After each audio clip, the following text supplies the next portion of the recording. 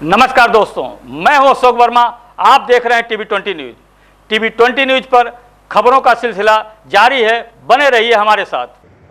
जो दुर्गा प्रतिमाएं हैं आजमगढ़ में, जो सूचना उपलब्ध है उसके अनुसार शहरी क्षेत्रों में लगभग 765 के आसपास और ग्रामीण क्षेत्रों में लगभग 900 के आसपास, कुल 1665 के आसपास दुर्गा प्रतिमाएं पांडालों में स्थापित की जा रही हैं।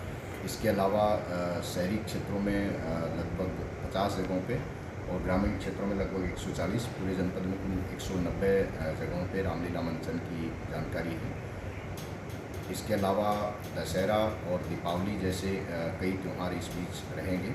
इन सभी त्योहारों को सकुशल संपन्न कराने के लिए आयोजक और जो जनपद के सभी समुदायों के जो गणमान्य सम्भ्रांत लोग हैं उनके साथ पीस कमेटी की मीटिंग पुलिस और प्रशासन द्वारा कर ली गई है। इसमें डीएम महोदय द्वारा भी जो जितने भी विभाग इससे संबंधित हैं, सफाई से लेके और बिजली और सब व्यवस्थाओं के लिए निर्देशित किया गया है। और पुलिस द्वारा भी मेरे पूर्ववर्ती अधिकारी और मेरे द्वारा पुलिसकर्मियों को ठीक से ड्यूटियाँ लगाने और त्यौहार को सेफ और सिक्योर तरीके से संपन्न कराने के लिए समुचित निर्देश दिए गए। सर, फोर्स कितनी तैनात रहेगी?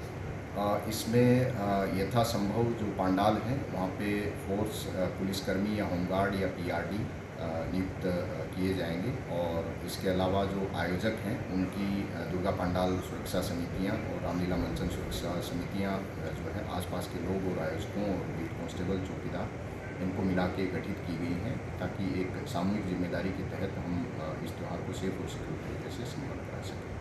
सर, पिछले सालों में देखा गया है कि जैसे रामलीला के मंचन में भीड़ जुटाने के लिए बार बालाओं का सहारा लिया जाता है, तो सर उसकी भी सख्त निर्देश है।